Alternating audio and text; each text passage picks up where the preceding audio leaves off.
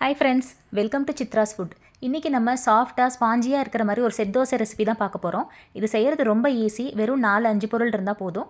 இது செய்கிறதுக்கு முதல்ல நம்ம ஒரு தோசை ரைஸ் 2 கப் எடுத்துக்க போகிறோம். இது மாவு அரிசி நம்ம ஊரில் கிடைக்கும், அது வாங்கிக்கோங்க. இதில் 1/2 கப்பு உளுத்தம்பருப்பு, 1/2 டீஸ்பூன் வெந்தயம் இதெல்லாம் போட்டுக்கோங்க. இன்னொரு பாத்திரத்தில் 1/2 கப்பு அவல் எடுத்துக்கோங்க. கெட்டி அவல் இல்லைனா சன்ன அவல் எது வேணால் எடுத்துக்கலாம். இது ரெண்டையும் நல்லா கழுவிட்டு 4 மணி நேரம் நல்ல தண்ணியில் ஊற வச்சுருங்க. அதே தண்ணி யூஸ் பண்ணி நீங்கள் அரைச்சிடலாம். ஃபஸ்ட்டு அரிசி பருப்பையும் நல்லா ஸ்மூத்தாக அரைச்சி ஒரு பாத்திரத்தில் மாற்றிக்கோங்க. அடுத்தது அவலையும் இதே மாதிரி அரைச்சி அதே பாத்திரத்தில் கலந்து வச்சுக்கோங்க. அரிசியும் அவலையும் நல்லா கையால் கலக்கிக்கோங்க. அப்போ தான் மாவு நல்லா பொங்கி வரும். இதை ஒரு பாத்திரத்தில் மூடி வச்சு காலையில் 12 மணி நேரம் அதை ஃபெர்மெண்ட் பண்ண விட்டுருங்க. மறுநாள் காலையில் நல்லா புளிச்சிரும். அந்த மாவில் தேவையான அளவு உப்பு போட்டு நல்லா கலந்து விட்டுக்கோங்க. மாவு பாருங்கள், இந்த பதத்தில் தான் இருக்கணும்.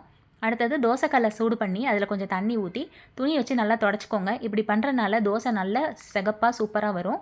அடுத்தது 2 கரண்டி மாவை இதில் ஊற்றி ரொம்ப திராவாமல் லைட்டாக திராவி விட்டுக்கோங்க. அப்போ தான் தோசை நல்லா திக்காக ஸ்பாஞ்சியாக இருக்கும். இதை மீடியம் ஃப்ளேம்லேயே வச்சு எண்ணெயோ நெய்யோ ஊற்றி திருப்பி போட்டு சுட்டுக்கலாம். அவ்வளோதான், நம்மளோட சூப்பர் சாஃப்டான ஸ்பாஞ்சி தோசை ரெடி ஆகிடுச்சு. இதை நீங்கள் குருமா இல்லைனா சட்னி சாம்பார் எது வேணால் வச்சு சர்வ் பண்ணலாம். ரொம்ப நல்லாயிருக்கும். கண்டிப்பாக ட்ரை பண்ணி பார்த்துட்டு எனக்கு ஃபீட்பேக் சொல்லுங்கள். தேங்க்யூ.